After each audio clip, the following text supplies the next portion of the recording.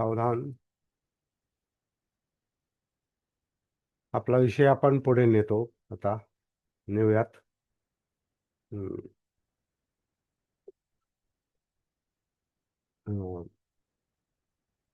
14 एप्रिलला आपण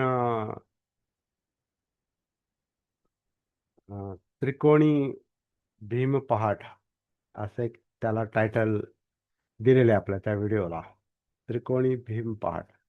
ते मला नंतर सुचलं, परंतु आपण पहाटे 5:30 वाजता आपण भीम जयंतीच्या निमित्ताने आपण एकत्र आलो. बाबासाहेबांच्या जयंतीच्या निमित्तानं त्याला आपण भीम पहाट हा नेहमी बरेच लोक तो शब्द वापरतात. पहाटे पहाटे एकत्र येतात म्हणून भीम पहाट जयंतीच्या दिवशी आपणही त्याच संकल्पाला धरून आपण ते टायटल दिलं आणि एकत्र आलो.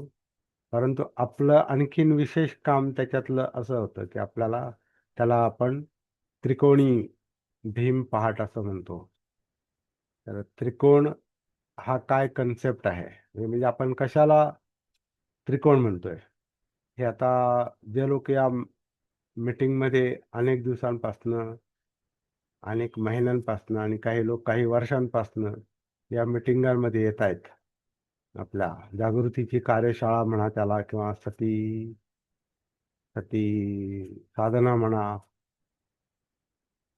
जागृतीची कार्यशाळा सती साधना याच्या निमित्ताने, किंवा ज्याला आपण अवेकनिंग म्हणतो, सती स्कूल ऑफ अवेकनिंग या टायटल खाली आपण जे काम करतो सध्या, तर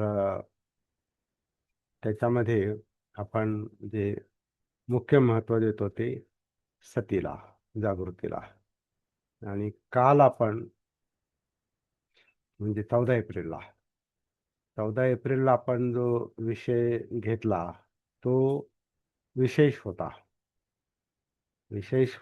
त्याच्याविषयी आधी आपण चर्चा केलेली आहे, त्रिकोण. तर तोच विषय होता, म्हणून त्याला त्रिकोणी भीम पहाट आपण म्हणतोय.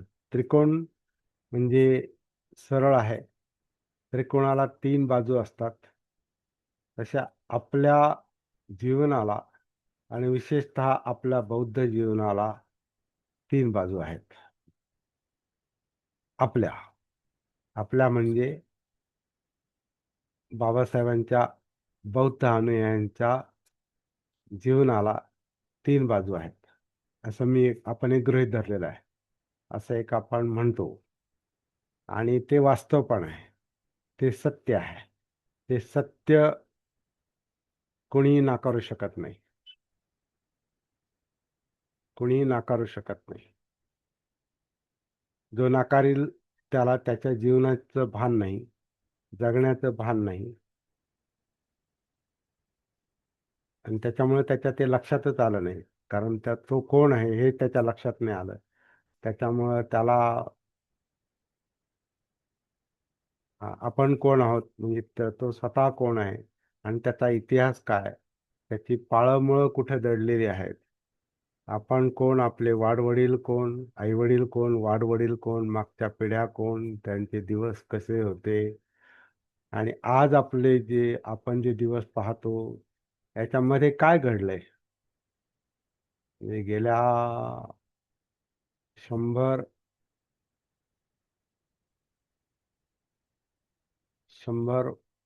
पेक्षा जास्त, म्हणजे बाबासाहेबांची जी सार्वजनिक जीवनाची जी सुरुवात झाली ती 1920 साली, तिथे आपला संबंध पोहोचतो. आपण आता थेट विषयाला हात घालतोय. त्रिकोण म्हणजे काय हे आपण समजून घेतोय. तर त्रिकोणाची एक बाजू आपण आहोत, आणि त्याला त्याला धरून आपण सुरुवात केली आता बोलायला. 1920 साली त्रिकोणाची दुसरी बाजू डॉक्टर बाबासाहेब आंबेडकर. त्रिकोणाची तिसरी बाजू ही नंतर येते पुढं, ती म्हणजे बुद्ध, आणि विशेषतः बाबासाहेबांनी दाखवलेला बुद्ध.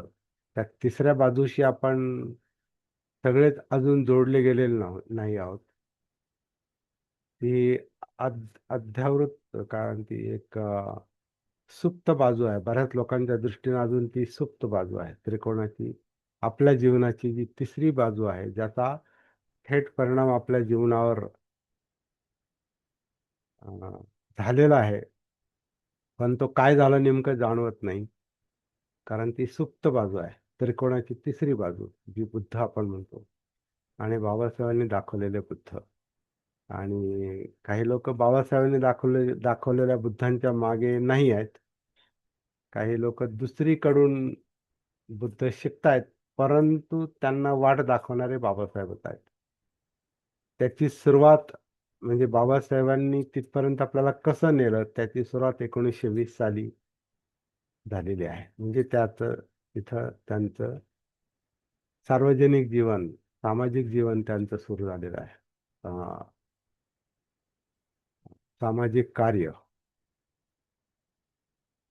बाबासाहेबांचं 1920 साली सुरू झालं.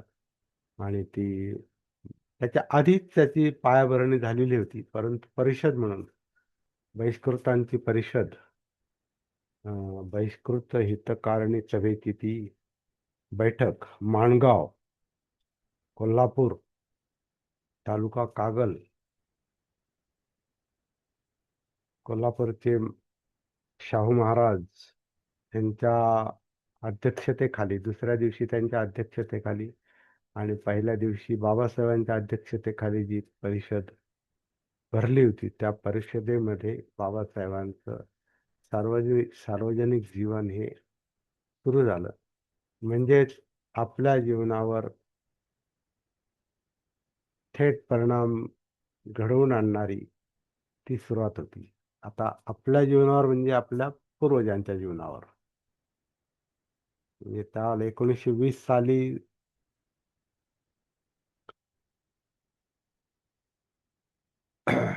माझे आजोबा हयात असतील. हयात होतेच, बहुधा. हा, होते.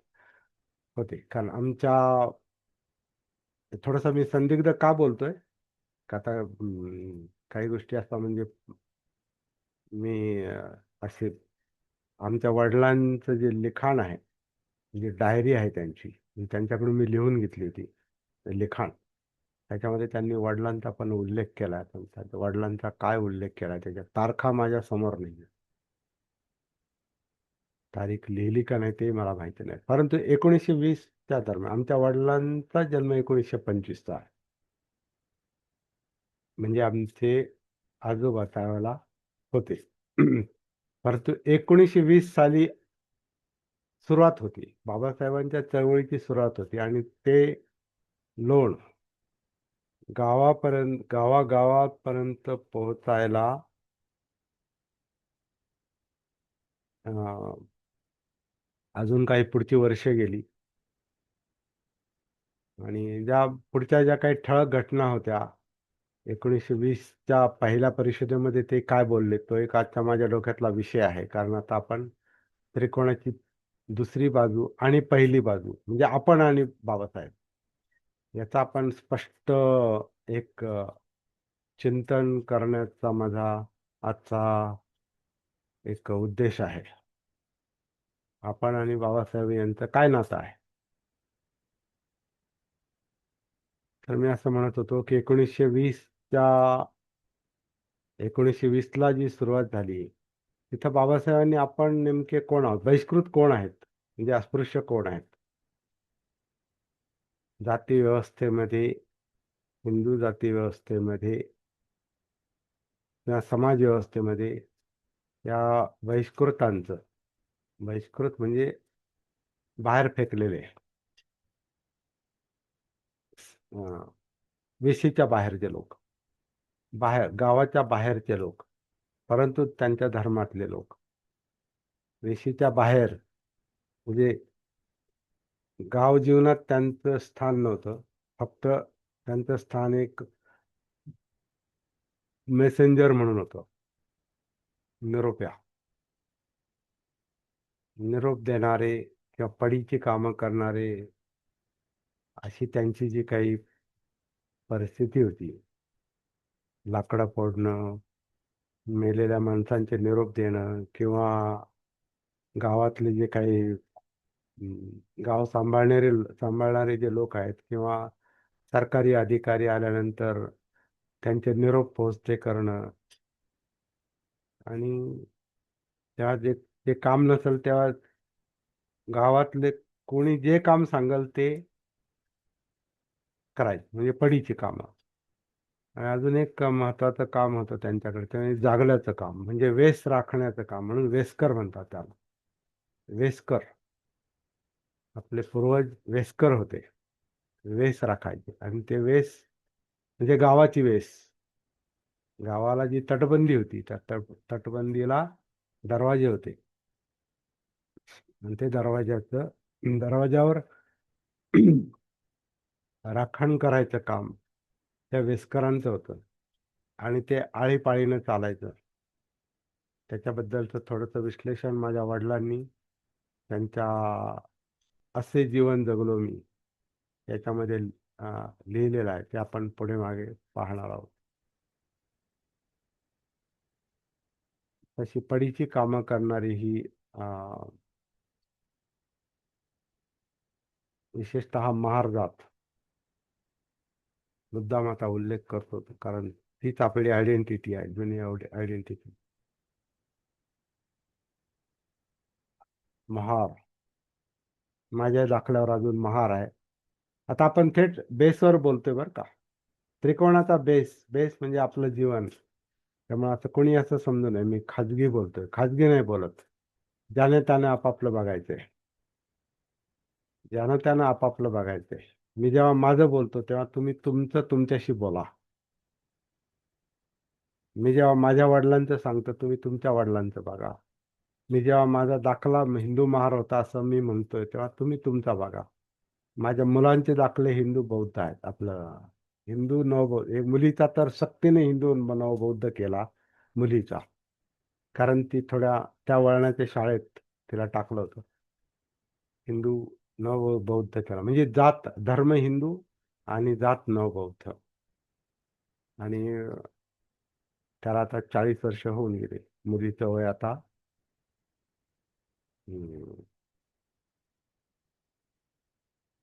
41 असेल. 85ची आहे.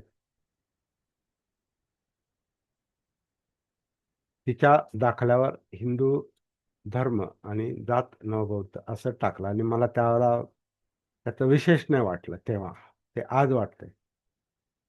आणि त्याची आठवण मला अलीकडे झालेली आहे. मी थोडंसं आता फार फिरतोय इकडं तिकडं.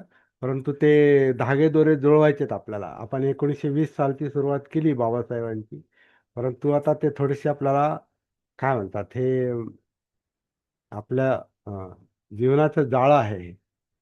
आणि हे सगळीकडे पसरलेलं आहे. घटनांचं जाळं आहे. माझ्या आठवणीतल्या काही गोष्टींचं जाळं आहे. आपल्या वाडवडिलांशी संबंधित ज्या घटना आहेत ज्याचा मी प्रत्यक्ष किंवा अप्रत्यक्ष साक्षीदार आहे आणि काही संदर्भाला धरून आता वडिलांच्या लिखाणाला धरून असं ते ते सगळं त्याच्यामध्ये थोडं थोडं थोडं थोडं येईल आणि आपल्याला नंतर ती जुळवाजुळव करायची ज्यानं त्यानं. मी माझी करतो तुम्ही तुमची करायची कारण आपल्याला आपल्या जीवनाचा शोध घ्यायचा आहे. त्रिकोणामध्ये आपल्याला आपल्या जीवनाचा शोध घ्यायचा म्हणजे आपल्याला आपल्या अस्तित्वाचा शोध घ्यायचा आहे. आपण कोण आहोत? आपण कोण आहोत? काय आहोत? आपलं बॅकग्राऊंड काय? पार्श्वभूमी काय? आपला इतिहास काय? आपली जडणघडण, आपले संस्कार, आपलं वळण सगळ्या गोष्टी त्याच्यात येतात. जेव्हा आपण आपल्याबद्दल विचार करतो आणि आपल्या जीवनाला गती देण्यासाठी डायरेक्ट ज्यांचा हातभार लागला, डायरेक्ट ज्यांचं कार्य एक परिणाम म्हणून आपल्यापर्यंत पोहोचलं आलं डायरेक्ट थेट ती त्रिकोणाची दुसरी बाजू आहे. ती बाबासाहेब आहेत. त्यामुळं आपण बोलताना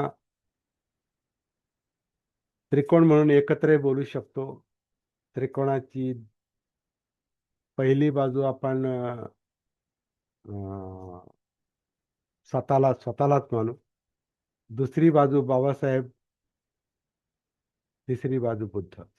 त्रिकोणाच्या तिन्ही बाजूंवर एकत्रितपणे विचार चालू शकतो, स्वतंत्रपणे पण विचार चालू शकतो. मी सध्या थोडस स्वतंत्र बोलतोय, म्हणजे बेसबद्दल बोलतोय, माझ्या जीवनाबद्दल बोलतोय. माझे आजोबा 20 साली होते, पण त्यांच्यापर्यंत ते लोन पोहोचलं नसणार. पण तिथून 1920 साली विशेषतः महार लोकांवर परिणाम करणारी ती परिषद होती. महार लोकांच्या जीवनावर, इतरांवर पण तो परिणाम झाला असेल, इतर अस्पृश्यांवर, परंतु मुख्यतः महार जातीवर त्याचा सखोलाचा परिणाम झाला. आणि महार जातीवरच का परिणाम झाला? कारण बाबासाहेब महार जातीत जन्मले, आणि म्हणून त्यांना जी त्यांचं कार्य पुढे नेण्यासाठी त्यांना जी जवळची माणसं सापडली, ती महार समाजातली असणार हे साहजिकच आहे. कारण भारतामध्ये जातीला धरूनच काम चालतं आजही. लॉबी जातीला धरून काम चालतं. आणि बाबासाहेब हे महार समाजातले होते. आणि दुसरं एक त्यांच्याच भाषेत, की त्यांचं जे मुख्य दुखणं होतं, त्यांचा जो मुख्य त्रास होता, त्यांच्या ज्या मुख्य यातना होत्या, त्या या जातीला धरून होत्या, विशेषतः अस्पृश्यतेला धरून होत्या. आणि ते सतीमध्ये असल्यामुळे, जागृत असल्यामुळे, भानावर असल्यामुळे त्यांना होणारा त्रास, यातना, अन्याय, अत्याचार, शिवाशिव, ह्या गोष्टी त्यांनी त्याच्याकडे डोळेझाक नाही केली, जे बहुतांश लोक करतात, आजही करतात. जाऊ द्या म्हणतात, कारण जगण्याचं भानच नाही, जीवनाचं भानच नाही, स्वतःशी कनेक्टेडच नाही. बाबासाहेब जागृत असल्यामुळे, भानावर असल्यामुळे, ज्याला पालीमध्ये सती म्हटलेलं आहे, त्यांनी त्यांच्या जीवनातल्या या त्रासाच्या, अन्याय अत्याचाराच्या, शिवाशिवीच्या, अस्पृश्यतेच्या घटना, ते अनुभव, त्याच्यातून झालेला त्रास हा मागे टाकला नाही, दृष्टीआड केला नाही, किंवा कानामागं टाकला नाही. ते लोकांचं ऐकणं सुद्धा त्यांनी कानामागं नाही टाकलं.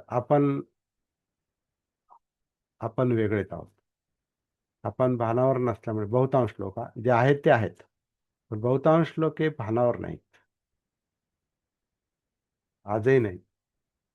म्हणून आता 14 एप्रिलला जे वरळेला जे झालं, डीजेचा जो धांगडधिंगा झाला, आणि त्याच्यामध्ये जी मिरवणूक अडवली गेली, त्यांनी रस्ता अडवला, तर ह्याला काय उत्तर आहे? कोण जबाबदार आहे याला? मुख्यतः आपणच आहोत. आपण भानावर नाहीत, जागृत नाहीत. त्यामुळे आपल्याला काय करायचंय, आपलं कर्तव्य काय, बाबासाहेब कोण, आणि त्यांची जयंती म्हणजे काय? जयंती लक्षात येत नाही, कारण बाबासाहेब कोण हेच कळत नाही. आणि ते कळत नाही कारण स्वतःच भान नाही, आपला बेसच तयार नाही त्रिकोणात. आपल्याला आपलं स्वतःचं फाउंडेशनच सापडलं नाही, आपले मूळ सापडलं नाही.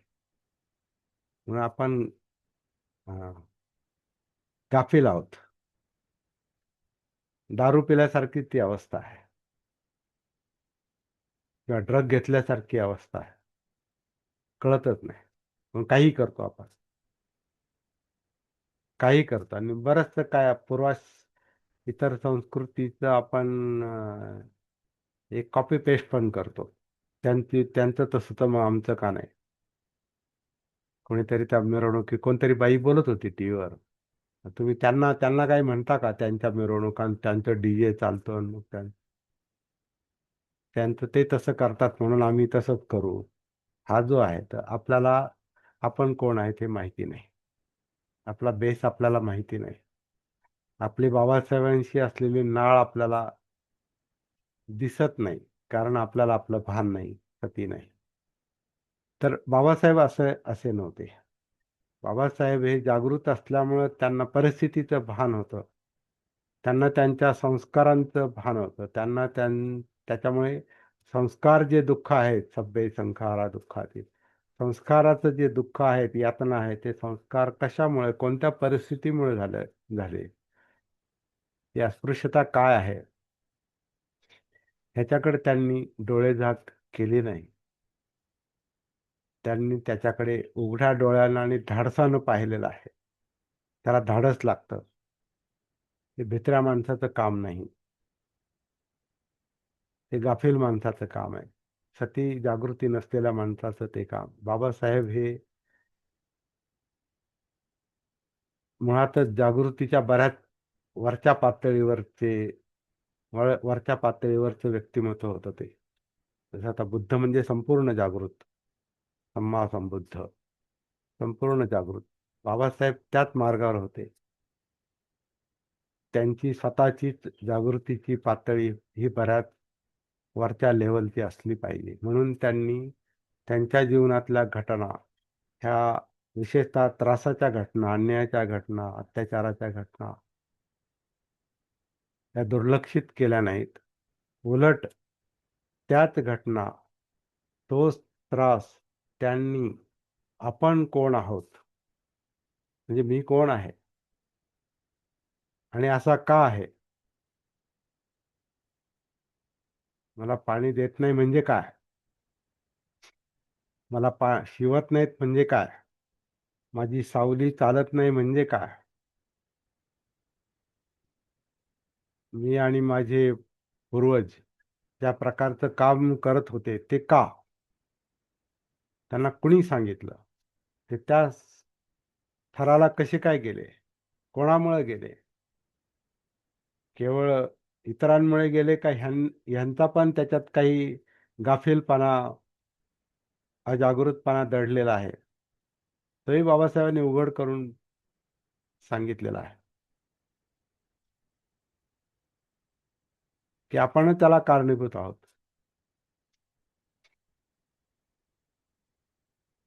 लोक आपल्याला अस्पृश्य मानतात म्हणतात, पण मी पण मला अस्पृश्य मानतो. लोक आपल्याला महार म्हणतात, मी पण महार समजतो. आजही काही लोक समजतात.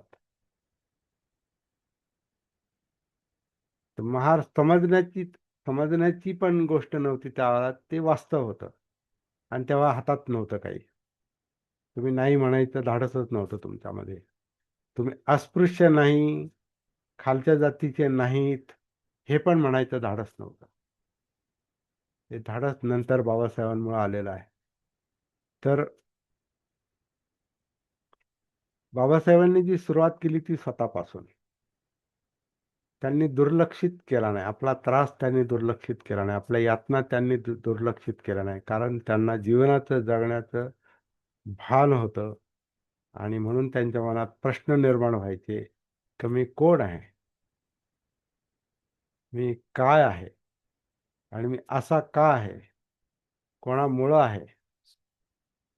हे जे काही स्वतःच्या जगण्याचं, जीवनाचं जे विश्लेषण आहे, त्याचा त्यांनी अभ्यास केलेला आहे आणि जागृतपणे अभ्यास केलेला आहे. आणि फक्त भावनिक होऊन अभ्यास नाही केला. पुढे पुढे शत्रुत्वाच्या भावनेतून अभ्यास नाही केला. वास्तवाच्या, सत्याला धरून तो अभ्यास केलेला आहे. केवळ आक्रस्ताळेपणा केला नाही. त्यांना चीड होती पण द्वेष नव्हता. त्यांना ते क्रूर नव्हते, क्रोधिष्ठ नव्हते. ते चीड होती. कारण ते त्रासातून जी चीड येते, मग त्रासातून जो माणूस वैतागतो ना, त्रासाला जो माणूस वैतागतो, एखाद्याला समजा आजार असेल तरी माणूस वैतागतो त्रासाला. जेवढा आजार मोठा असेल तेवढा त्रास, तेवढी चीड मोठी असते, वैताग असतो, रडगाणं असतं, आदळापट असते. आणि ती कशामुळे आहे ते न कळाल्यामुळे आपण सगळ्यांना दोष देत राहतो. स्वतःलाही दोष देतो आणि इतरांनाही दोष देतो. बाबासाहेबांनी ह्या त्यांच्या अनुभवांचा अभ्यास जागृतीच्या प्रकाशात केलेला आहे असं दिसतंय. म्हणून त्यांनी शोध घेतलेला आहे की अस्पृश्य मूळचे कोण आणि ते या व्यवस्थेचा भाग कसे काय बनले, शूद्रपूर्वी कोण होते, अस्पृश्य मूळचे कोण, जातीभेद निर्मूलन,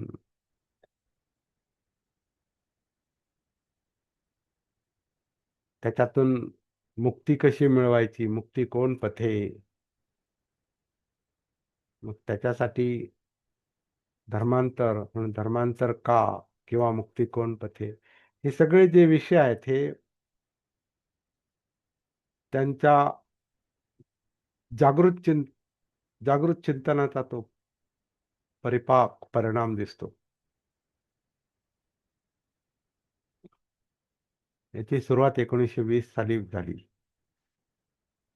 आणि आजचा विषय आपण तेवढाच एक पॉइंट आज आपण विचारात घेऊ शकतो. कारण आता आपल्याला जो या त्रिकोणाच्या निमित्तानं जो विचार करायचा आहे तो अनेक मुद्द्यांचा करायचा आहे, परंतु एका वेळेला एकच मुद्दा आपण नीट समजावून घेत घेत आपण पुढे जाणार आहोत. आणि याच्यात तुम्ही पण मदत करायची. तुम्ही काही मुद्दे याच्यामध्ये आणायचे चर्चेमध्ये, तुमच्या अनुभवातले असतील. जसं आता मी, माझे वडील, माझे आजोबा काही आणि मी स्वतः अनुभवातले काही मुद्दे पुढे आणतोय. बाबासाहेबांनी त्यांच्या अनुभवावरच त्यांची पुढची चळवळ उभी केलेली आहे. अनुभवांकडे डोळे झाक केलेले नाही. तेच भान आहे, तेच सत्य आहे. तर आपण सगळ्यांनी त्याच्यात थोडासा हातभार लावायचा आहे.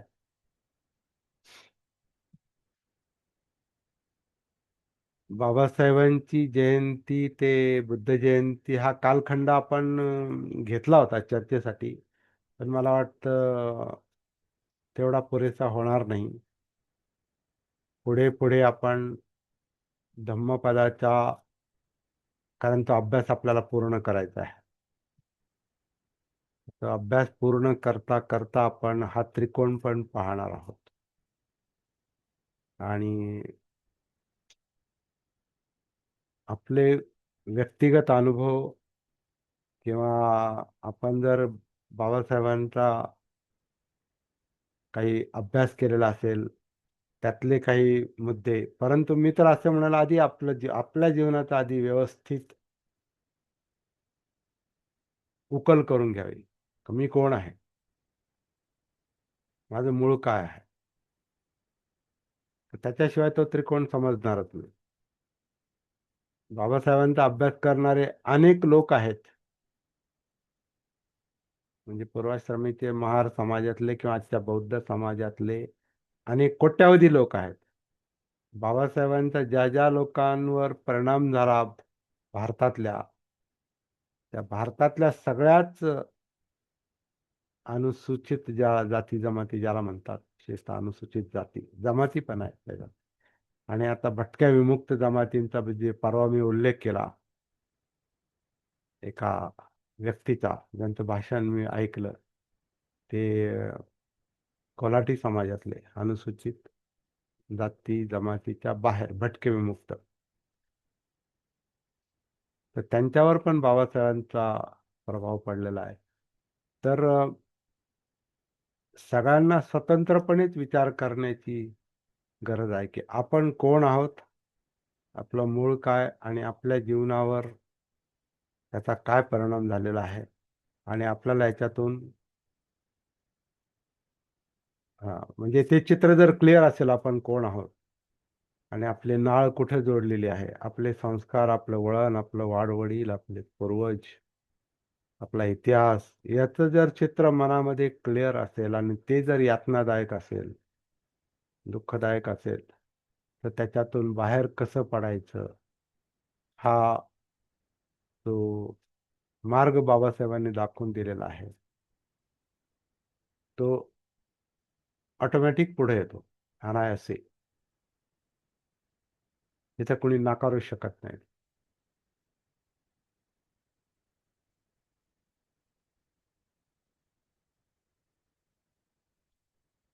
आणि बाबासाहेबांनी पुढे जो मार्ग अवलंबला स्वतःसाठी आणि त्यांच्या लोकांसाठी, त्यांनी सक्ती नाही केली बाकीच्यांना या धर्मात या म्हणून, बौद्ध धर्म स्वीकारा म्हणून. तर त्यांच्या लोकांसाठी आणि त्यांच्याच लोकांनी ते महारांनीच जास्त करून तो धर्म स्वीकारला.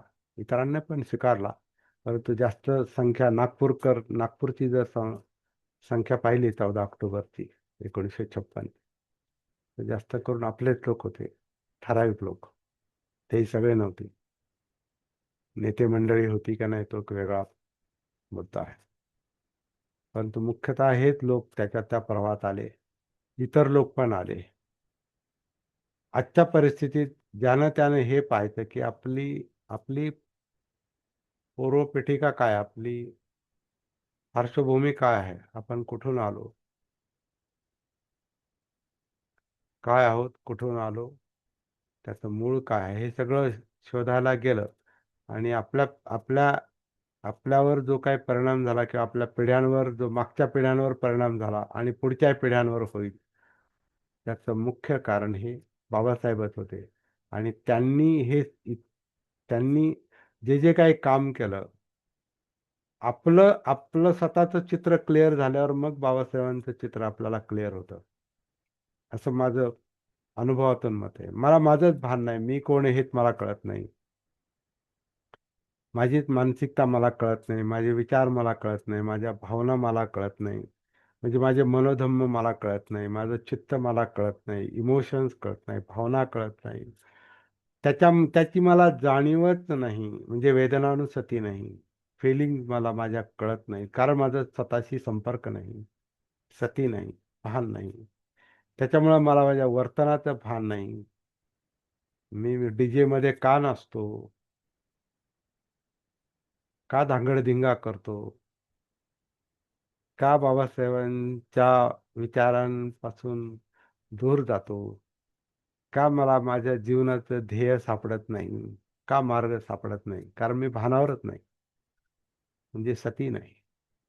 म्हणून माझे वर्तनच माझं मला कळत नाही, म्हणून कायानुसती नाही, कारण मी माझ्या कायाशी कनेक्टेड नाही. मी माझा जो सिंपल श्वास ज्याच्या निमित्तानं मी माझ्याशी कनेक्ट होणार आहे, ते मला माहिती नाही कसं करायचं ते. आनापानचं ध्यान करतो, पण आनापानची सती नाही करत. तर हे सगळं कशासाठी चाललेलं आहे?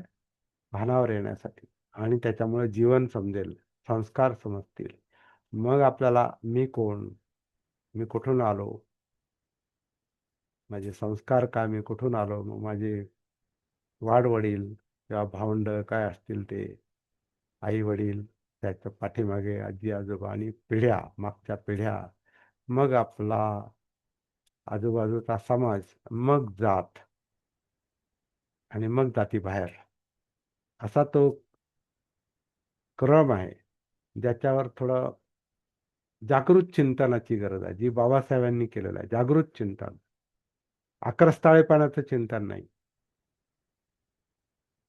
त्यांनी तसं केलं म्हणून मी पण तसं करील, त्यांनी मिरवणूक काढली म्हणून मी पण मिरवणूक काढील, आम्ही पण मिरवणूक काढेन, ते जसं करतात तसं आम्ही पण करू, त्यांनी जसं आम्हाला आमच्या जातीला त्रास दिला तसा आम्ही पण त्यांना आता त्रास देणार. काही मिरवणुकांमध्ये म्हणे काही हत्यारं सापडली. आता हे कोण करतं, काय करतं, ह्याच्यामध्ये कोणी असं घुसलं का, घुसखोरी झाली का वगैरे सगळे मुद्दे तपासणीचे आहेत, ते करतील, त्या त्या यंत्रणा ते तपास करतील. परंतु ह्या सगळ्याला खतपाणी घालणारे जर आपण असू, तर मग ती जास्त चिंतेची गोष्ट आहे. त्याच्यापासून सावध राहावंच लागेल. जर आपल्याला आपल्या पुढच्या कार्याला गती द्यायची असेल तर स्वतःला नीट समजून घेतलं पाहिजे आणि बाबासाहेबांना नीट समजून घेतलं पाहिजे. त्याचं माध्यम बुद्ध असेल म्हणजे जागृती असेल. बुद्ध पण आपण काय असं बुद्ध धार्मिक धार्मिक अंगाने बुद्धाकडे नाही नाही पाहायला पाहिजे असं मला आता असं वाटतं. उलट बुद्धाला धर्मातून बाहेर काढलं पाहिजे, धर्म या संकल्पनेतून. कारण धर्म म्हटला की त्याला आता धम्म म्हणतो आपण. धर्म म्हणलं की आधी कर्मकांड येतं. धर्म म्हणलं का आधी धार्मिक कर्मकांड येतं. आधी मेणबत्तीन अगरबत्तीन फुलं आणि पाया पडणं, काय म्हणतात पंचांग प्रणाम आणि सगळं ते आधी येतं. पण धम्म म्हणजे मनोधम्म येत नाहीत ना आपल्या डोक्यात. धम्म म्हणजे मनात काय चाललंय ते, त्याला मनोधम्म, त्याला धम्म म्हणतात. आणि ते दिसतात जागृतीला. म्हणजे जागृतीचा जो गुणधर्म आहे माणसाच्या मनाचा, चित्ताचा, म्हणून मनोधम्मानुसती, चित्तानुसती, वेदनानुसती, कायानुसती, हे जागृतीचा जो गुणधर्म आहे तो आपल्याला आपलं मन दाखवतो.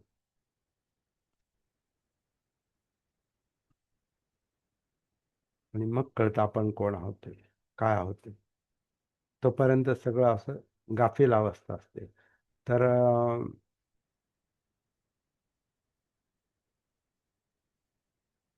भानावर आल्याशिवाय, गाफीलपणा कमी झाल्याशिवाय बाबासाहेब पण समजणार नाहीत.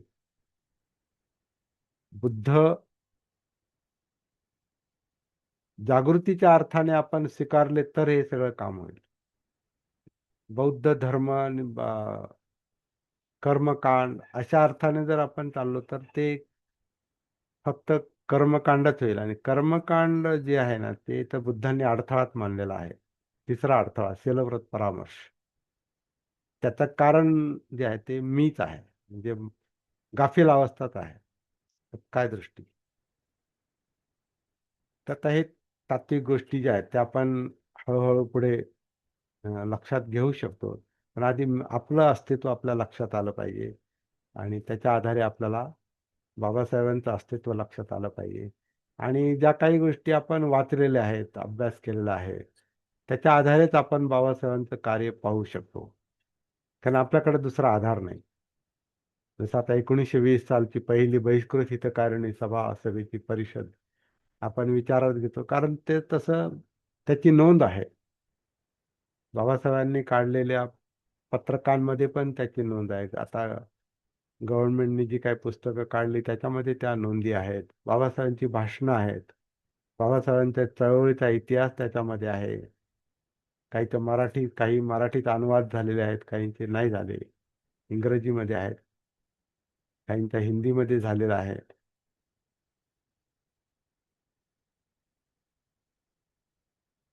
परंतु आपल्यासाठी, आंबेडकरी बौद्धांसाठी सगळ्यात मुख्य जो अभ्यास करण्याचा धागा आहे, सूत्र आहे, ते आपलं जीवन आहे, आपलं जगणं आहे. अभ्यास कमी असला तरी चालेल मी तर म्हणतो. स्वतःचं जीवन दिसतंय का? आपलं स्वतःचं भान येऊन आपल्याला आपलं आपलं जीवन दिसतं का? आपले विचार दिसतात का? आपल्या जाणीवा दिसतात का? वर्तन कळतं का? आपण काय करतोय समजतं का? हे सगळा हाच हाच आपल्यासाठी मुख्य धागा आहे. इतर लोक हे लवकर कळणार नाहीत, कारण बाबासाहेबांशी त्यांचा जो थेट धागा जो जुळायला पाहिजे तो थेट नाही जुळत. तो राजकारणाच्या थ्रू जुळतो किंवा काही लोकांना ज्या त्यांचे जे आर्थिक प्रश्न आहेत त्याच्यामुळं तो जुळतो. त्याला आपण रिझर्वेशन सारख्या गोष्टी म्हणतो.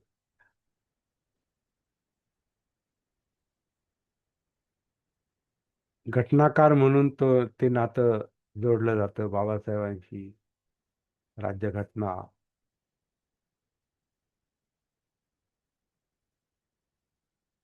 इतर बौद्ध जे आहेत ते बाबासाहेबांना बुद्ध धम्मात बुद्ध धम्माला भारतामध्ये प्रस्थापित करण्यातलं मुख्य कारण मानतात की नाही, हा एक वेगळा मुद्दा आहे. बरेच लोक नाही मानत.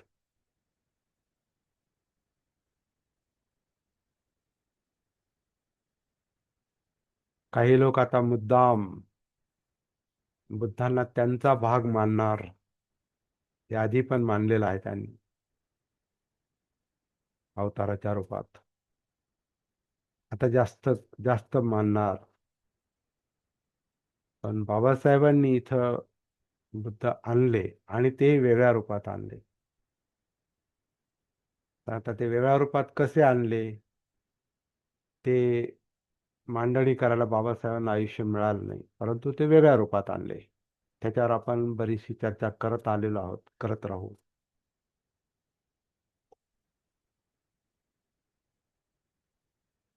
मुख्य मुद्दा असा आहे का ह्या टप्प्यावर येण्यासाठी त्यांनी जी 1920 सालची जी सुरुवात केलेली आहे, त्याच्यात त्यांनी एक गोष्ट स्पष्टपणे सांगितलेली आहे की आपण जे आहोत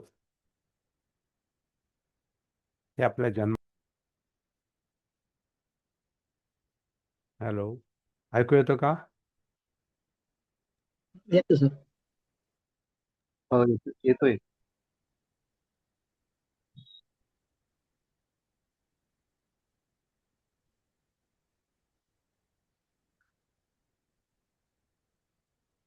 का डिस्कनेक्ट झाला तुम्हाला माहिती नाही.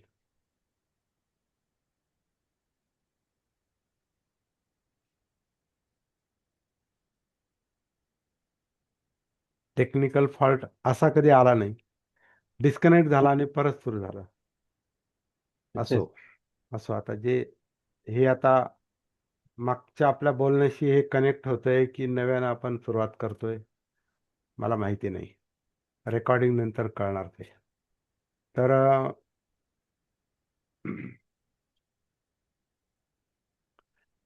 1920 सालच्या त्या सभेमध्ये 21-22 मार्च पहिल्या दिवशी बाबासाहेबांनी जे भाषण केलं त्याच्यामध्ये फार छोटं भाषण आहे ते. 5-10 मिनिटाचं पण नसेल ते, अक्षरशः 5-10 मिनिटं. पण त्याच्यामध्ये त्यांनी आपल्या अस्तित्वाचं मूळ सूत्र त्यांनी सांगितलेलं आहे की आपण जे लोक आहोत, बहिष्कृत लोक, हे बहिष्कृत लोक काय आहेत, कोण आहेत? ते यांचा संबंध जन्माशी मांडलेला आहे त्यांनी. कारण व्यवस्था जी आहे ही जन्माधिष्ठितच आहे, जन्मावर आधारलेली आहे. आणि जन्मानुसार मिळालेल्या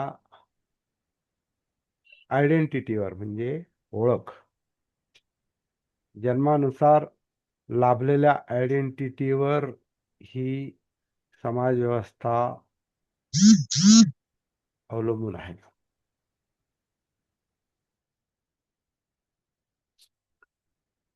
जन्मावर आधारित आहे. जन्मानुसार मिळालेली पवित्र किंवा अपवित्र अवस्था, जन्मानुसार लाभलेलं पावित्र्य किंवा अपावित्र्य, आणि पात्रता आणि अपात्रता, हे 2 मुद्दे त्यांनी सांगितलेत जे जन्माशी कनेक्टेड आहेत, जन्माशी जोडलेले आहेत. तुमचा जन्म जिथं झाला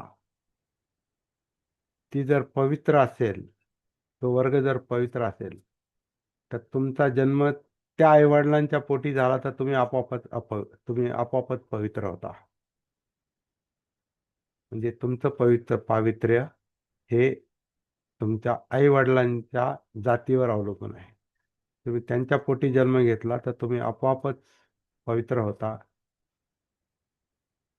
आणि नसाल तर मग त्याच्या खाली. जे पवित्र आहेत ते नुसतेच पवित्र नाहीत, ते जन्मानेच पात्र आहेत. त्यांना सगळ्यात सोयी, सगळ्यात त्यांच्या उपलब्धी, त्यांना पाहिजे ते सगळं ते ऑटोमॅटिक त्या पवित्रतेमुळे मिळतं. म्हणून जे जन्मानेच पवित्र आहेत आणि जन्मानेच पात्र आहेत, तो वरचा वर्ग आहे. त्याला त्यांनी तो ब्राह्मण वर्ग असं म्हटलेलं आहे. हे अभ्यास आहे हा. ताई, आपण याच्याकडे चीड म्हणून किंवा भेदभाव म्हणून न पाहता व्यवस्थेचा अभ्यास आहे. अभ्यास शांतपणे आणि जागृतपणेच केला पाहिजे. उगीच आक्रस्ताळेपणा करून विचार करण्यात काही पॉईंट नसतो. पुढे जातच नाही माणूस, तिथेच अडकून पडतो. कारण द्वेषबुद्धी, चित्त जर विकृत असेल आपलं, याच्यामध्ये लोभ आणि द्वेष आणि नुसती क्रोध असेल, तर मग आपण तेच करतो. मग वेगळं काय करत नाही, ते आपण इतरांसारखंच करतो. इतरांसारखं करून, इतरांसारखं चालून आपण पुढे जाणार नाही आणि योग्य ठिकाणी पोहोचणार पण नाही.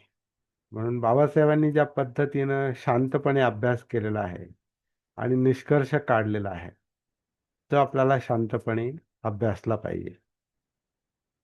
तर जातीतून म्हणजे जन्मातून जात, जन्मजात असा शब्दच आहे. जातीचा अर्थ पण जन्मच होतो. जात जात जात म्हणजे जन्मजात, ज्याला आपण जन्माने, जात म्हणजे जन्म, जाती जरा मरण. तर जाती हा पाली शब्द पण जात म्हणूनच आहे आणि जात म्हणजे जन्म आहे. आणि इथं जात म्हणून आपण जे म्हणतो ती कास्ट म्हणतो, वर्ग म्हणून. पण ती इथे वर्ग नाही, जातचा अर्थ वर्ग नाही, जातचा अर्थ जन्म आहे. असे बाबासाहेबांच्या पहिल्याच भाषणात ते क्लिअर होतं. जात म्हणजे जन्म आहे. हे तुम्ही ज्या ज्या व्यक्तीच्या, ज्या आईवडिलांच्या पोटी जन्म घेतलेला आहे, त्या जन्मामुळं तुम्हाला त्या वर्गात जावं लागतं. त्याला जात म्हटलेला आहे, पण तो वर्ग आहे ऍक्च्युअली. म्हणजे कुंभार आईवडिलाच्या पोटी जो आहे तो कुंभारच होतो. चांभार आईवडिलांच्या पोटी तो चांभारच होतो. मातंग आईवडिलाच्या पोटात तो मातंगच होतो. महार आईवडिलाच्या पोटी तो महार होतो. ब्राह्मण आईवडिलाच्या पोटी तो ब्राह्मणच होतो. मराठा आईवडील, मराठा अपत्य, मराठा मुलगा मुलगी. म्हणजे जन्मातून ही जात आहे. जात म्हणजे जन्म आहे. त्या वर्गात तो आपापच मोडला जातो. म्हणजे अनुसूचित जाती, आता याला वर्गाचं स्वरूप आलेलं आहे. कोणत्या वर्गात मोडतं, कोणत्या जातीत मोडतं असं नाही म्हणत, कोणत्या वर्गात मोडतं, तसं हे वर्गच आहेत. आता हे अनुसूचित जाती जमाती भटक्या विमुक्त नंतर तो वर्गीकरण केलेलं आहे. परंतु जात हा सुद्धा एक वर्गच आहे आणि तो जन्माशी संबंधित आहे. हे स्पष्टीकरण बाबासाहेबांचं ते छोट्याशा 15 मिनिटाच्या ह्याच्यात आहेत. फार झटक्यावर त्यांनी ते सूत्र सांगितलेलं की आपल्याला कसं काम करायचं, पुढे काय समजून घ्यायचं, आधी आपण कोण आहोत, हा सती जागृतीचा मुद्दा आहे ह्या पातळीवरचा. हे मला लक्षात आणून द्यायचंय.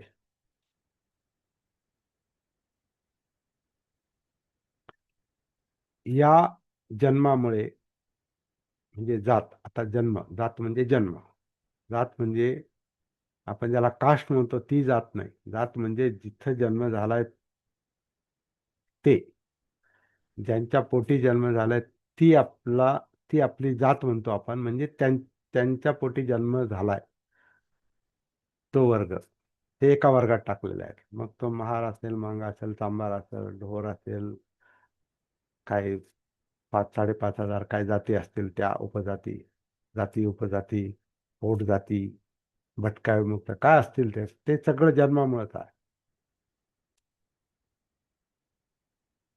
परवा मी जो उल्लेख केला, कोल्हाटी विचारवंत, तर ते म्हणले माझ्या आईवडील, माझ्या आईचं नाव आहे माझ्या मागं. कारण त्यांना बाप लावायची, त्यांना बापाचं नाव लावण्याची त्यांना एक प्रकारे सक्तीच आहे. त्यांच्या समाजातूनच सक्ती आहे, आईचंच नाव लाव. आता याचा अर्थ वेगळ्या पद्धतीनं घेता येऊ शकतो, त्याच्यात आपल्याला शिरायचं नाही. परंतु शेवटी तो आईच्या पोटी झालेला जन्म म्हणून तो त्या जातीचा आहे, म्हणजे जात त्या वर्गात आहे तो. म्हणून कोल्हाटणीच्या पोटी आलेला तो कोल्हाटी. बाप माहिती नाही, बापाचं नावच नाही. ते त्यांना, आणि त्यांना ते त्याच्यात काही संकोच वाटला नाही मला. मला दिसला नाही संकोच, जो संकोच वाटायला पाहिजे. म्हणजे त्या आयडेंटिटीमध्ये, त्याच्यामध्ये एक प्रकारे त्याचं समर्थनच करतो आपण, मजबुरीनं का ना.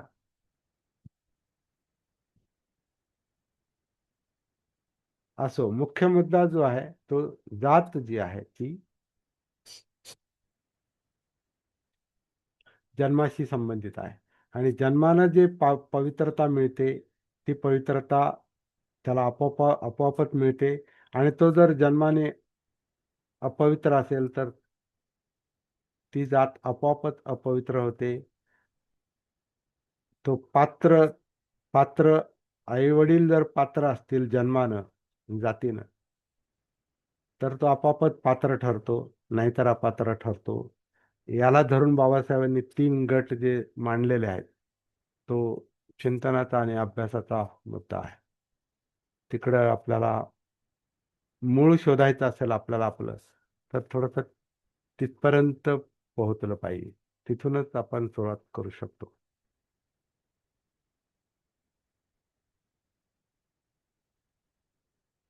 जन्माने पवित्र आणि अपवित्र, किंवा जन्माने पात्र आणि अपात्र, या अं, निकषाला धरून 3 गट पडतात ते म्हणतात. पहिला जो गट आहे तो ब्राह्मण. दुसरा जो गट आहे तो ब्राह्मणेतर, जो ब्राह्मणापेक्षा कमी पवित्र आणि कमी पात्र आहे. आणि तिसरा जो वर्ग आहे तो जन्मानेच अपवित्र आहे, जन्मानेच अपात्र आहे, तो आपला बहिष्कृत वर्ग, असा शब्दप्रयोग त्याच्यामध्ये आलेला आहे. ते आपण आहोत. ही ही वर्गवारी बाबासाहेबांनी स्पष्टपणे लक्षात आणून दिली, आणि त्यांच्या कार्याची दिशा त्याच्यातूनच पुढे तयार झाली. आपला जन्मच प्रॉब्लेमॅटिक आहे, आता करायचं काय? जन्मामुळे जर आपण या वर्गात येतो, ज्याला ते जात म्हणतात, तो जन्माशी संबंधित मुद्दा आहे. तर जन्माचं काय करायचं? त्याला आपण काही करू शकत नाही, झाला आता. आणि ही आयडेंटिटी आपल्याला मिळाली, ती आपल्याला कायद्यानं आपल्या दाखल्यावर आली, आणि पुढं ती माहीत नाही कधी संपणार, पण ती चालू राहणार. आणि याच्यामधून पुढे गुंतागुंत निर्माण अजून होणार आहेत, सध्याच झालेल्या आहेत. एक साधं उदाहरण सांगतो. परवाला, गेल्या एक 8-10 दिवसापूर्वी, एक साळवे नावाची व्यक्ती माझ्याकडे आली. मला म्हणे, एका विशिष्ट शाळेत मला माझ्या नातवाचं नाव टाकायचंय. आणि त्यांना मी म्हटलो, पहिलीला नाव टाकायचंय. तर त्यांना मी म्हटलो, त्याच्या माहितीमध्ये, म्हणजे त्याच्या दाखल्यामध्ये, त्याला दाखल करण्यामध्ये त्याची नोंद बौद्ध म्हणून करा. तर ते म्हणाले, नाही, आम्हाला असं करता येणार नाही.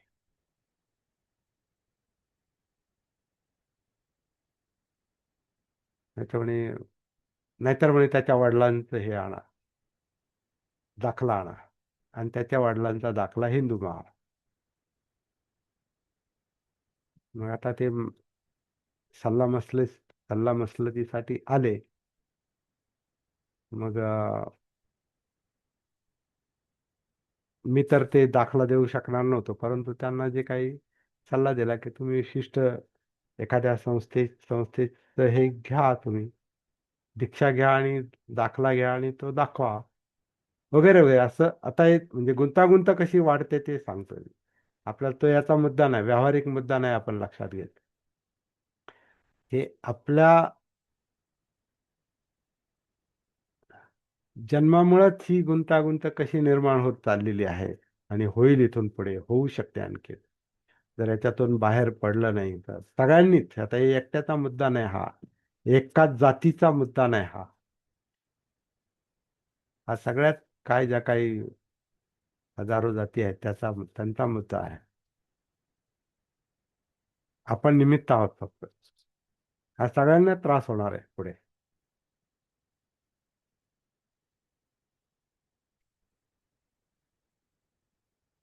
तर ही गुंतागुंत कशी सुटेल काय, मला जास्त मुद्दा तो लांबवायचा नाही, जो काय आहे तो मुद्दाम नाही लांबवायचा, कारण तो शासकीय मुद्दा आहे आणि आपण त्याच्यात हस्तक्षेप करायचे काही कारण नाही. आपला जो मुख्य मुद्दा आहे तो बाबासाहेबांच्या धोरणाला धरून आहे, की आमचं जगणं आम्हाला जर सुकर करायचं असेल, व्यवस्थित करायचं असेल आणि मुक्त करायचं असेल त्रासातून, यातनांमधून, बंधनातून, पारतंत्र्यातून, तर आपल्याला वेगळी आपली वाटच जी आहे, ती वाट ही दुसरी तिसरी कोणतीही असू शकत नाही. ही बुद्धाचीच वाट आहे. आणि तो पण धर्म म्हणून नाही, आपली जीवनशैलीच आपल्याला बदलावी लागेल. नुसतं धर्मांतर आणि हा मुद्दा नाही महत्वाचा, म्हणजे आज वाटतो. नुसते औपचारिक धर्मांतर नाही महत्वाचं, आपण त्या मार्गावर येतो का? नाही तर आपण बौद्ध होणार, इकडे तिकडे डीजे चालवणार आणि धांगडधिंगा करणार. म्हणजे उलट आपण बौद्ध धर्माला आपण हे करतो, आपण कलंकितपणा किंवा त्याला आपण बदनाम करतो.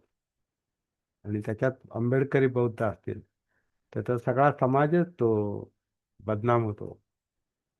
आणि आपल्याला हे नाही पाहिजे, आपल्याला हे नाही करायचं, कारण हे बाबासाहेबांनी सांगितलं नाही, बुद्धांनी तर अजिबातच नाही.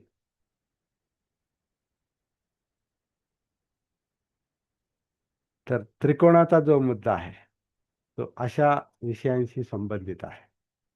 आणि हे थोडस मला माहिती आहे, हा आपला जो विषय जो चाललेला आहे हा जे लोक ऐकतील ते थोडेसे भुवया उंचावतील, ते थोडेसे आश्चर्यचकित पण होतील. आणि तुम्हालाही सर्वांना हा विषय आवडतो की आवडत नाही, प्रिय आहे की नाही मला माहिती नाही, परंतु मला तरी असं जाणवतंय की बाबासाहेबांच्या मार्गाने आपण ह्या पद्धतीने नाही गेलो तर मग पुढचा काळ अजून गुंतागुंतीचा होणार आहे. म्हणून जागं झालं पाहिजे. आधी स्वतःच अस्तित्व, स्वतःच असणं, स्वतःच जीवन हे स्पष्ट झालं पाहिजे. हे बाबासाहेबांचे शब्द आहेत. परत ज्याने त्याने आपल्या जीविताची जबाबदारी आपल्या स्वतःच्या शिरावर घेतली पाहिजे. आपल्या जीवनाची ज्याने त्याने आपल्या जीवनाची जबाबदारी आपल्या शिरावर घेतली पाहिजे. म्हणजे ज्याने त्याने आपलं पाहिलं पाहिजे, कमी कोण आहे, काय आहे. आणि मग ज्याला आपण समाज म्हणतो, गट म्हणतो, ती जात नव्हे, जातीचा संबंध जन्माशी आहे. पण आपण जो गट म्हणतो त्या गटाशी आपला जो काही संबंध आहे तो विषय नंतर येतो, पण आधी आपण, मग तो गट, हा जरा त्रिकोणाचा बेस. आणि मग त्याच्यावरचं जे काही अभ्यास आपण करू, जे काही काही समान सूत्र आपल्याला याच्यामध्ये सापडलं तर चांगलीच गोष्ट आहे. ही फार अवघड गोष्ट आहे, का आपण अजूनही गावन, तालुकान, जिल्हान, राष्ट्रन, राज्यन, राष्ट्र ह्या ह्याच्यातच आपण अडकलेलो. आपण आपल्या आडनावात अडकलोय, आपल्या कुळात अडकलो, आपल्या प्रांतात अडकलो. तर हे आपले आणखी उपभेदाभेद आहेत आणि ते आपल्या मनात आहेत. काही काही विदर्भाच्या याच्यात तर पाहतो आपण का महाराष्ट्रात काही उपजाती आहेत 10-12. म्हणजे अजून ते त्यांच्या आपापसामध्ये काही व्यवहार होत नाही. रोटी होत असतील पण बेटी व्यवहार आपण इथे पण तसंच आहे महाराष्ट्रामध्ये. उर्वरित महाराष्ट्रामध्ये, आणि बाहेरही तसंच आहे इतर राज्यांमध्ये. म्हणजे आपण इतक्या भेदाभेदामध्ये अडकलेलो आहोत, आणि आपण एक होण्याचा, एक विचार करण्याचा प्रयत्न करतो. एक विचार नाही होऊ शकत जोपर्यंत आपण आपल्या आयडेंटिटीतून, खोट्या आयडेंटिटीतून बाहेर पडत नाही आणि मुक्त होत नाही. मुक्ती कोण पथे, बाबासाहेबांचं जे भाषण, मुक्ती कोण पथे, जोपर्यंत आयडेंटिटीतून आपण बाहेर पडत नाही तोपर्यंत आपण पुढे जाऊ शकत नाही, असं एक दिसतंय. म्हणजे आता त्रिकोणाचा विचार करता मला हे बोलता बोलता काही गोष्टी मला जाणवत आहेत बरं का. म्हणजे मी आधीच विचार करून इथं सगळं बोलतोय प्री प्लॅन करून, असं काही नाही. आपलं हे संशोधन चाललेलं आहे. आज मला एक असं थोडंसं वाटलं सकाळी सकाळी, की आता मी स्वतः माझे वडील, आई वडील, वाडवडील आणि बाकीचं थोडंसं मी जे बोललो त्याच्यावर मी माझं हे पण केलेलं आहे. म्हणजे माझं आत्मकथन पण लिहिलेलं आहे. माझी जीवनगती ही माझ्या गावची चावडी आहे, हा मी आहे, आणि हा खरा म्हणजे माझा मुलगा आहे. तर त्यांनी स्वतःचे, मुलांनीच हे चित्र तयार केलेलं आहे ॲनिमेशनवर काय त्याच्यात. मग हे माझं बालपण दाखवतंय. मुलगा आहे तो माझा. तर या पुस्तकामध्ये मी माझं जेवढं जमेल तेवढं, त्यावेळेला हा त्रिकोणाचा मुद्दा माझ्या डोक्यात नव्हता. तो नंतर आलेला आहे. परंतु त्यावेळेला मी माझं जीवन लिहिलं त्या, आणि बालपण लिहिलं, विशेषतः बालपण आहे याच्यामध्ये. पहिला खंड आहे हा, माझी जीवनगती, भास्कर. त्या भास्करचा नंतर या त्रैलोक्य बौद्ध महासंघामुळे ते दुसरं नाव जे मिळालं, कमलवीर, ब्रह्मचारी कमलवीर. तर ते कमलवीर नाव जेव्हा मला काही गोष्टी अशा वाटल्या की नाही, आपण त्यांच्यात राहून, त्रैलोक्यमध्ये राहून आपण हे काम पुढं नेऊ शकत नाही संशोधनाचं, मग मला जे सती जागृतीचा मुद्दा सापडला, त्याच्यातून मी म्हटलं आपल्याला तर ही आपली वाट थोडीशी वेगळी होणार आहे. म्हणून त्यांच्यातून मी विरोध न करता अलिप्त राहून याचं संशोधन चालू ठेवलं. ते अजूनही चालू आहे. परंतु त्यांच्या धोरणानुसार ते तर माझं नाव त्याच्यातून काढणारच होते, आणि ते त्यांनी काढलं पण. कमलवीर हे नाव त्यांनी त्यांच्या रजिस्टरवरून, म्हणजे धम्मचारी म्हणून त्यांनी डिलीट केलेलं आहे, काढून टाकलेलं आहे. पण त्याच्या आधी पूर्वी जे काही करायचे तर ते नाव सुद्धा वापरू देत नव्हते. जसं आता माझ्या आधीची एक घटना आहे, ती म्हणजे विमल कीर्तींची आहे. तर विमल कीर्तींचं नाव त्यांनी थेट, आता ते नाव वापरू शकत नाही अशाच प्रकारचं ते पत्र, आणि ते आता गंगावणे वगैरे आहेत, त्यांचं जे जुनं नाव आहे. मुद्दाम बोलतो बरं का मी, आता हे काय टीका म्हणून नाही. आणि त्यांना जेव्हा ते काढून टाकलं त्यांना त्रैलोक्यातून, हे सिस्टम म्हणून सांगतो, विरोध म्हणून नाही. काम करण्याची पद्धत कशी आहे, त्यांच्याबद्दलचा राग किंवा द्वेष असा मुद्दा नाही, सिस्टम कशी काम करते. तर मग त्यांना जेव्हा त्याच्यातून काढून टाकलं विमल कीर्तींना, एका धम्मचारीनं, जो पूर्वाश्रमीचा रामोशी होता, त्या रामोशीतून बौद्ध झालेल्या धम्मचार्यांनी, आकाशबोधी नाव त्याचं, त्यानं एक छोटंसं पुस्तक लिहिलं. कशासाठी? विमल कीर्तींना काही विरोध करण्यासाठी. ते जे काही बोलतात, सांगतात, त्याला विरोध करण्यासाठी त्यांनी एक पुस्तक लिहिलं, बी के गंगावणेंना धम्मचारी विमल कीर्तींचं उत्तर. बी के गंगावणेंच्या प्रश्नांना धम्मचारी विमल कीर्तींचं उत्तर. म्हणजे ते धम्मचारी असताना काय काय बोलले, त्रैलोक्य बौद्ध महासंघात असताना त्याचेच मुद्दे घेऊन त्यांच्यात काय म्हणतात, त्यांच्यावर फेकण्याचा एक त्यांनी तो प्रयत्न केला, आणि ते छोटंसं पुस्तक लिहिलं. आणि आता तो वारला, तो आकाशबोधी. मग मी माझ्या बाबतीत तसा विचार केला. म्हटलं आपलं नाव समजा वापरायला यांनी बंदी केली, कमलवीर नाव वापरायला जर यांनी बंदी केली, तर मग आपल्याला दुसरं बौद्ध नाव आपल्या बरोबर पाहिजे. म्हणून मग मी प्रज्ञारत्न नाव स्वतःला दिलेलं आहे. का दिलं? बौद्ध आयडेंटिटी म्हणून. पण नंतर मग त्यांनी निर्णय घेतला की नाही, ते कमलवीर नाव वापरू शकतात, म्हणून मग मी कमलवीर प्रज्ञारत्न. कारण कमलवीर नावानं अनेक लोक ओळखतात भारतामध्ये पण. कारण मी संपादकीय मंडळात असल्यामुळे त्या ह्याच्यात त्यांचं जे बुद्धयान पत्रिका होती त्याच्यामध्ये हिंदी आणि मराठी पत्रिकांचं संपादकीय मंडळात मी असल्यामुळे माझं नाव इतरत्र पण आहे. आणि मग म्हटलं ठीक आहे, आता त्या नावाने लोक ओळखतात तर मग आपण कमलवीर प्रज्ञारत्न अशा नावानं आपण ते अ, प्रचारात आणू, जेणेकरून लोकांचा गोंधळ होणार नाही. उद्या कमलवीर वापरायचं लोकांनी आणि त्यांनी ठरवलं ते नाही वापरायचं तर ते नाही पण वापरणार. आणि तसं करतात ते. त्रैलोक्यमधले लोक कमलवीर नाही म्हणणार. म्हणूही शकतात, काही समंजस लोक पण आहेत, चांगले लोक आहेत त्याच्यामध्ये. कारण जो आपला वारसा आहे तो थोडा समंजसपणाचा पण आहे. जो आंबेडकरी वारसा आहे तो समंजसपणाचा आहे, तो भेदाभेदाचा नाही. त्यामुळे काही लोक समंजस आहेत, परंतु बहुतांश लोकांना जर तसं त्यांच्या मनात असेल तर, नसेल तर चांगली गोष्ट आहे. पण जर त्यांच्या मनात असेल की नाही कमलवीर म्हणायचं, तर तो त्यांचा प्रश्न आहे.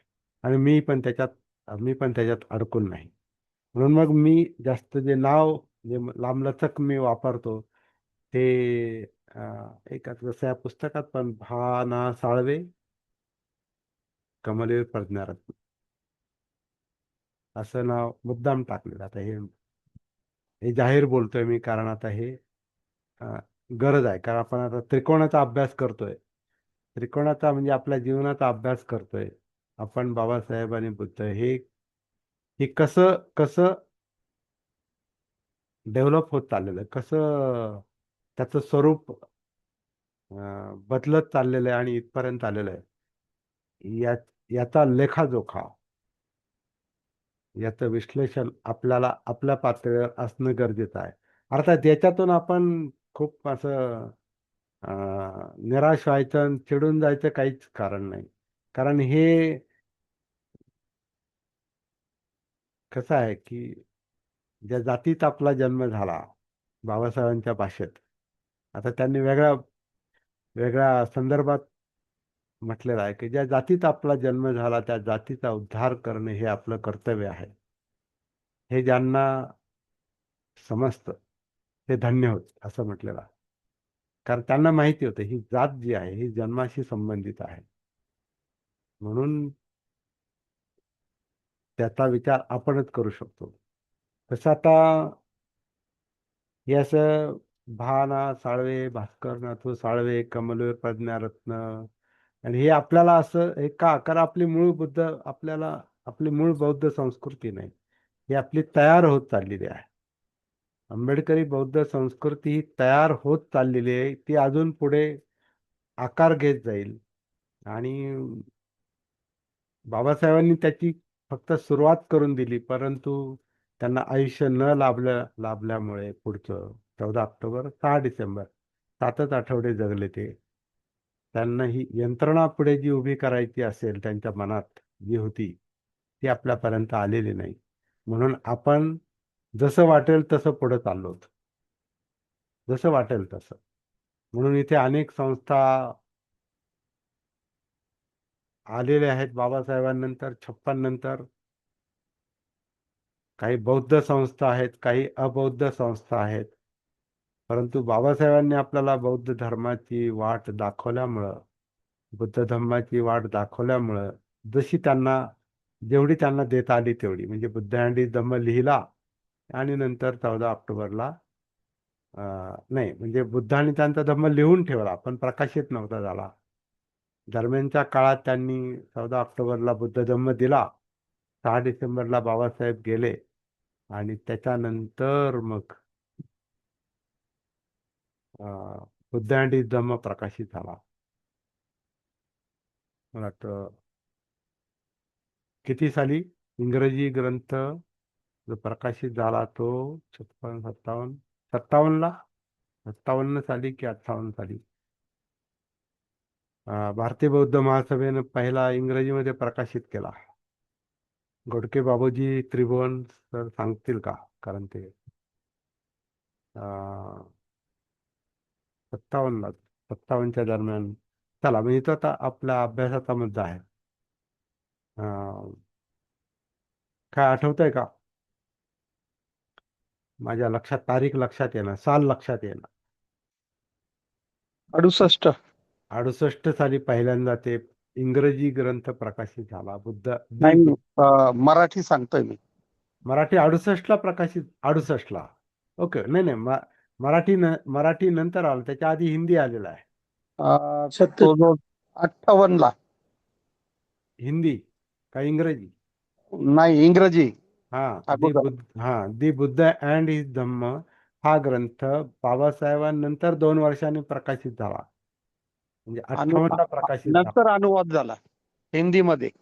नाही, पण मूळ इंग्रजी जो प्रकाशित झाला ग्रंथ, तो 58ला पी सोसायटीनं प्रकाशित केला. आणि त्याच्यानंतर मला वाटतं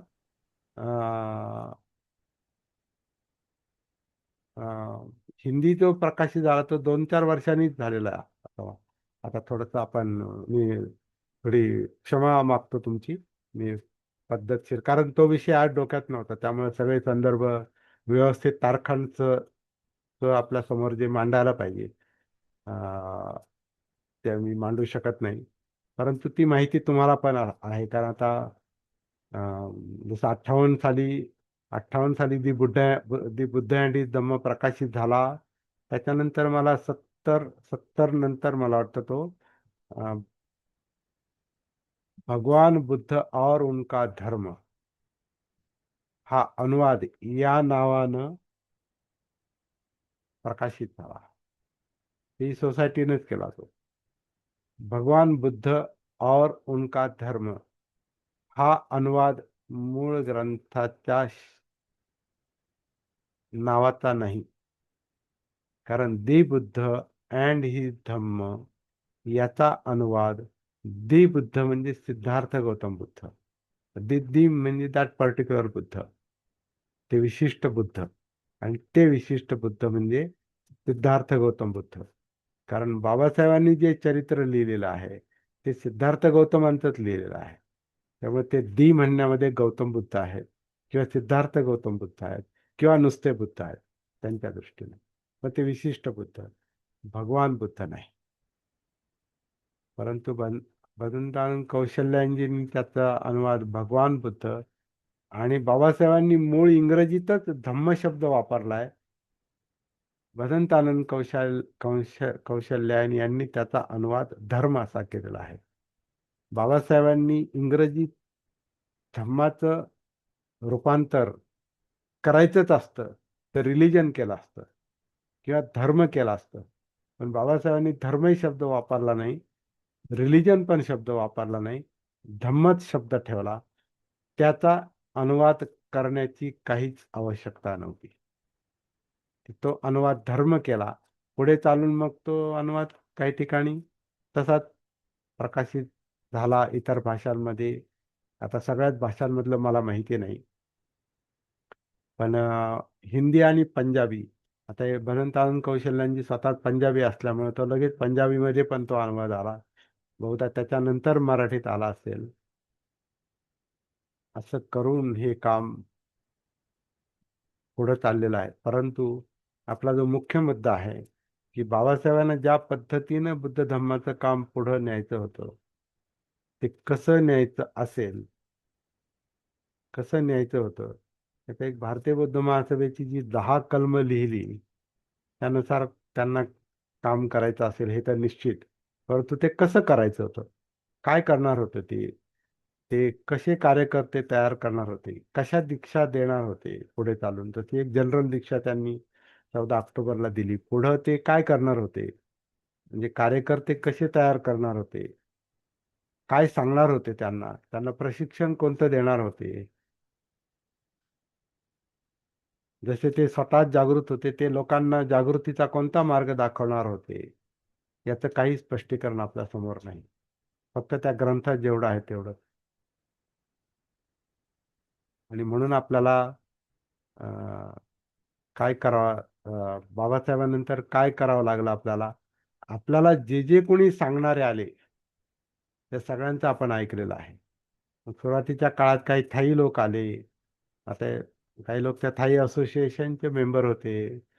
काही लोक जे आहेत ते गोयंकाजींच्या विपස්සनेमध्ये आहेत. आता गोयंकाजी काही बौद्ध नव्हते आणि त्यांनी बौद्ध धर्माचं समर्थन पण केलेलं नाही, कारण बौद्ध धर्म हा त्यांना मान्य नव्हता. धर्म न हिंदू बौद्ध है, शीख ईसाई जैन धर्म चित्त की शुद्धता वगैरे वगैरे काय असं त्यांनी म्हटलेलं आहे.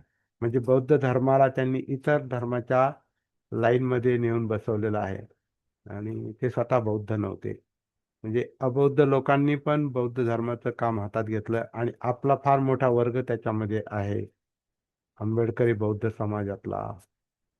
तर ते चांगलं आहे, शिकता येते, काहीतरी शिकून घेत आहेत. परंतु त्याची पडताळणी ही ज्याला त्याला करायची आहे. आणि अर्थातच माझ्यासारखे काही लोक त्याला पटकन आणि लवकर जे पोहोचले ते त्रैलोक्य बौद्ध महासंघामध्ये. आता तोही राहिला नाही. त्याचं नाव आता त्रिरत्न झालेलं आहे, त्रिरत्न बौद्ध संघ की महासंघ काय. आणि इंग्रजी पण तेच ठेवलं त्याने, त्रिरत्न बुद्धिस्ट ऑर्डर वगैरे वगैरे. तर त्या संघामध्ये मी आणि मग अनेक लोक इथे नगरमध्ये, मग ते काम मी केलं काही वर्ष. माझं तारुण्य त्याच्यातच गेलं. आणि नंतर मग हा मुद्दा मला लक्षात आला की बुद्धांनी ध्यान साधना नाही शिकवली, त्यांनी जागृतीची साधना जागृती त्यांना सापडली, लक्षात आली. आणि त्याचं डेव्हलप स्वरूप म्हणजे सम्मा संबुद्धत्व, म्हणजे संपूर्ण जागृत अवस्था. या निष्कर्षाला मी आलो म्हणजे आज. आणि हीच गोष्ट आपण बोलतोय. काही लोक ओशोकडे काही शिकले, काही इतरत्र पण शिकतायत. आता काही तिबेटन बुद्धिझम वगैरे वगैरे, चायनीज बुद्धिझम, जपानीज बुद्धिझम वगैरे वगैरे, झेन, काय काय बरंच काही काही शिकतायत आज लोक. कारण जगात जो काही अनेक बौद्ध धर्म अनेक याच्यामध्ये जो विभाजित झालेला आहे, म्हणजे Chinese Buddhism, Japanese Buddhism, Sri Lankan Buddhism किंवा थाई बुद्धिझम किंवा बर्मीज बुद्धिझम वगैरे वगैरे वगैरे, आता वेस्टर्न बुद्धिझम, अजून अजून त्याची हे पडत जातील, तुकडे पडत जातील. जसं आता भारतामध्ये भारतीय बौद्ध महासभा किंवा the Buddhist society of India, बाबासाहेबांचं मूळ नाव संस्थेचं. नंतर ते त्रैलोक्य, विपස්සना, ओशो, याच्यात लोक विभागलेत आणि शिकतायत, आणखी इकडून तिकडून शिकतायत. तर असं हे चाललेलं. परंतु शेवटी अस्तित्वाचा शोध घ्यायचा असेल, जीवनाचा शोध घ्यायचा असेल, तर मुळाकडं वळालं पाहिजे, मूळ शोधलं पाहिजे. म्हणजे संस्कार शोधले पाहिजे, संस्कारित अस्तित्व. कारण संस्कार कळाल्याशिवाय आपल्याला जीवन समजत नाही. तर मला वाटतं त्रिकोणाचा विचार करता करता आपण बरंच काय काय पाहिलेलं आहे, आणि ज्या दिशेनं आपल्याला हा विचार करायचा आहे पुढे, तो अशा प्रकारचा असावा अशी माझी अपेक्षा आहे, असं मला वाटतं. कोणाच्या मनात आणखीन काही गोष्टी असतील, म्हणजे आपल्या ह्या मिटिंगच्या बाहेर असणाऱ्या लोकांचं सुद्धा कोणाची काय मतं असतील तर त्यांनी अवश्य या ठिकाणी मांडावीत. शेवटी हे काम पुढं कसं जाईल हाच मुख्य मुद्दा आहे. तो जागृतीच्या आधारे जाऊ शकतो, सतीच्या आधारे जाऊ शकतो, ही मला तरी एक प्रकारे खात्री पटलेली आहे. माझ्या जीवनातल्या अनुभवाच्या आधारे, कामाच्या आधारे, ज्या काय प्रॅक्टिसेस मी केल्या, ज्या काही ध्यान साधना मी थोड्याशा करून पाहिल्या, जो काही थोडा तिडका मी अभ्यास केलेला आहे, ग्रंथ वाचलेले आहेत, काही तत्व अवलंबलेले आहेत आणि काही साधना सिरियसली केलेल्या आहेत.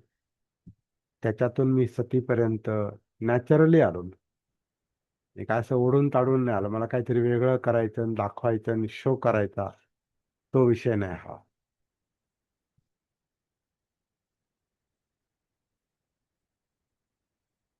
तर जे लक्षात आलं ते मी फक्त पुढं मांडलेलं आहे. याच्यावर आपण चर्चा करू शकतो. मीटिंग मधले लोक किंवा इतर लोक सुद्धा विरोध सुद्धा करू शकता. तुम्ही म्हणता ते चुकीचं आहे. चूक दाखवणं हे पण चुकीचं नाही, कारण सगळ्याच गोष्टी आपल्याला कळतात असा त्याचा अर्थ नाही. सगळ्याच गोष्टी असा आपल्यालाच कळतात असं आपण म्हणू शकत नाही. त्यामुळे कुणी चूक दाखवली हे तुमचं चुकीचे विचार आहे, तर त्याचं देखील स्वागत आहे.